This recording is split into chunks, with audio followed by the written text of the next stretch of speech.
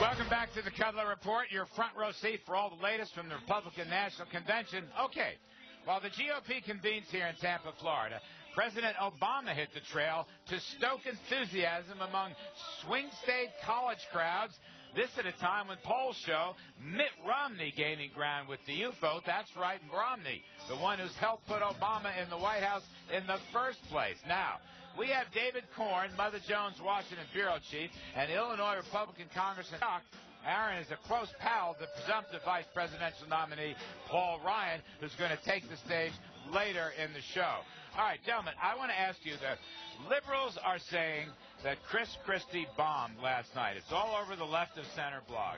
My question is, did he bomb or was he right on message? Aaron Schock, you first. There weren't many liberals in the convention center last night because certainly the way the crowd was acting, going wild, he clearly didn't bomb. He hit it out of the ballpark, and he was right on message. He revved up the crowd, and I think he set the stage for Paul Ryan tonight. David Corn, you're not going to agree with this. No, but I don't think it's just liberals. I talked to a lot of people today, including some people who advised the Romney camp, who won't go on air and say that they thought he didn't do good. And I didn't say he bombed. I don't think he did what he needed to do. What did he need to do? He needed to talk about Mitt Romney and convince Americans that Mitt Romney is the guy to be president. He gave the speech that he wrote for his own presidential announcement, and he added about 5 lines about Mitt Romney, 2/3 of the way into the speech. And at the end it was, if you fight for me or fight with me, then I'll fight for Mitt Romney. It was all about Christie. Does David Corn have a point, Aaron Schock? No, look, this is an attempt to try and distract. Look, Chris Christie, there's nobody who's been a bigger champion and a bigger fighter for Mitt Romney. Endorsed him early on. He's been all over the country campaigning for him. So to suggest there's any kind of divide between the two men is just not true. The way I saw it, I mean, look, yes, I am a Christie fan. Yeah. I'm not sure that was the greatest speech he ever gave. Right. But he was on Romney's message. He said, you can cut taxes, cut spending, balance the budget, grow the economy. You could be a truth teller on entitlements. And Republicans, are not in favor of teachers' unions. They're in favor of teachers. Right. So the way I saw it was Christie was right on the Romney message. Right. I think what people are used to is much more off the cuff and a little more bombastic.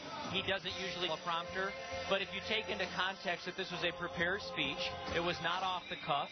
It was raw Chris Christie. I mean, it was still a powerful speech. Romney's message? I think he advanced the Republican message. But I don't think he tied it to Mitt Romney. He tied it to Chris Christie.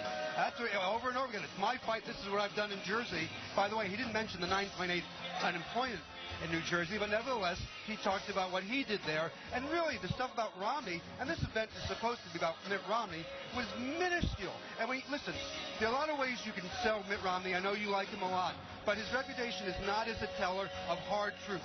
His reputation is the guy who can fix it and get things done. He hasn't told us the truth on his tax plan. So that was the one thing he talked about. Romney and Ryan.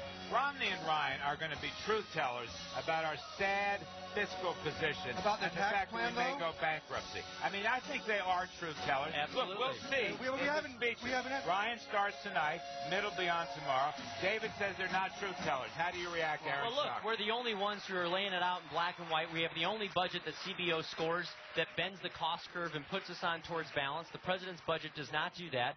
Paul Ryan is not only a truth teller, but he also can get other people to follow him. His budgets have passed the House with more votes than any budget that passed under Bill Clinton or George W. Bush, any budget that's passed the last 15 years. That's real leadership. I'm still waiting to see what programs he's going to cut. He hasn't told us the truth on that.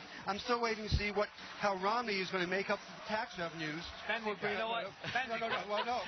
Okay, well, where? So he won't tell us. 20%. He won't tell us what he's going to cut. Well, of course not. This is not a budget exercise. This is a presidential campaign. The budget. You're not going to tell people if you take. I wish we had the same righteous indignation. You guys won't tell us how much you're going to raise spending. So Romney's not going to be specific about cutting. What about the second American century? The second American century. I thought that was a great line. Amen. I got to get out of here. That's why young people for him. David Corn, I appreciate it. Congressman Aaron Schock, you're both great to come on the Kudlow Report. Programming note for tomorrow, another powerhouse lineup here at the RNC.